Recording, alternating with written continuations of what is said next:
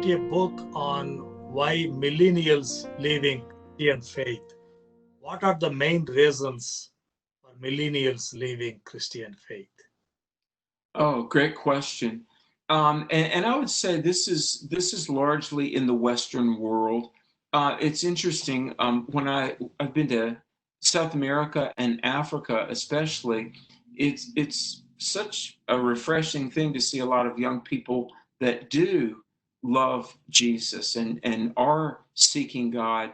But very often in the West, in Europe and America, a lot of millennials they either enter their late teens and young adulthood becoming really militantly secular, or they at one time maybe profess Christianity and then walk away. I think about John Steingard. It was in the news this week, the Christian contemporary band Hawk Nelson, who we shared the stage with 15 years ago. But after a decade and a half of singing about Jesus, now John Steingard says he doesn't believe in God anymore.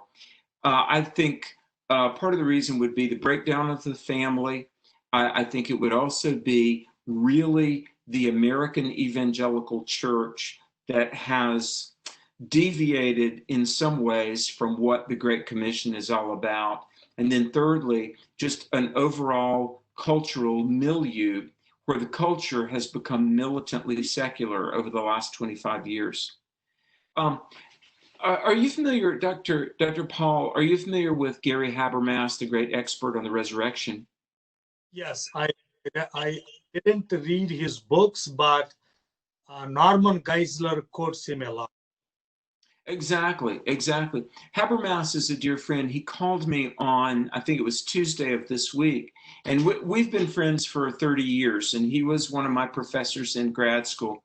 Habermas is a bona fide academic. I mean, even I'll put it this way, Biblical Archaeology Review, which is not the most conservative magazine in the world, even BAR, Biblical Archaeology Review, this journal, acknowledges that there's no human alive that's read as much on the resurrection as Gary Habermas. He legitimately is the world expert on ancient evidence for the life of Christ, and Habermas is a great believer.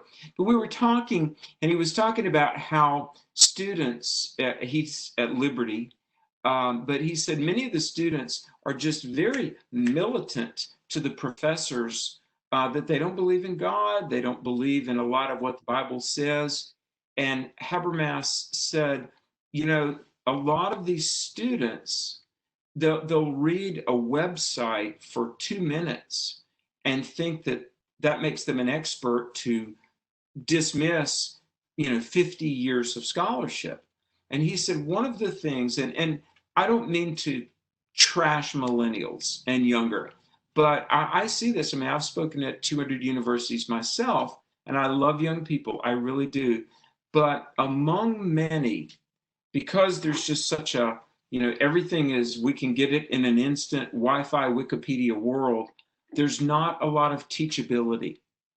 And so why are young people walking away?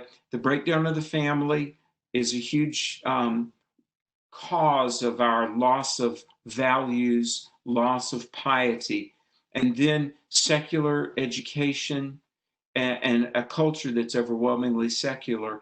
But also, I fear that there's this growing almost cultural ADD from reading websites and blog sites that we tune people out, like Habermas lamented. We don't listen. And there's some things about apologetics, as you well know, that take deep reflection and study.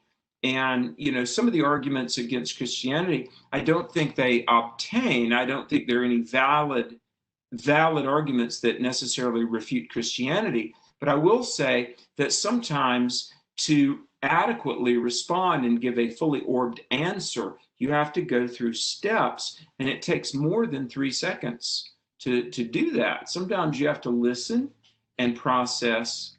I was with a TV producer from Atlanta last week, and this person was telling me, now just think about where our culture is. They were talking about 25 years ago in television and news. They said they had 8 to 15 minutes to establish the story arc. In other words, this producer said, in a news show, you got to give your headline, then you give the information. And 30 years ago, you had 8 minutes for the viewer to decide if they were going to stay with you and watch you. And in a sitcom or a drama, you lay down your plot. They said nowadays, in news, in television, certainly in YouTube videos, you have 3 to 5 seconds to establish your story arc. In other words, the viewer is going to decide in 3 to 5 seconds if they're going to stick with you and watch it. I mean, that right there is a tough playing field to walk onto in terms of talking about God, the Bible, and Jesus, isn't it? Yeah, that's a great point, because I get these patients and immediately, like within a minute, they want diagnosis and treatment plan and everything within a minute. we haven't even started talking. Yeah.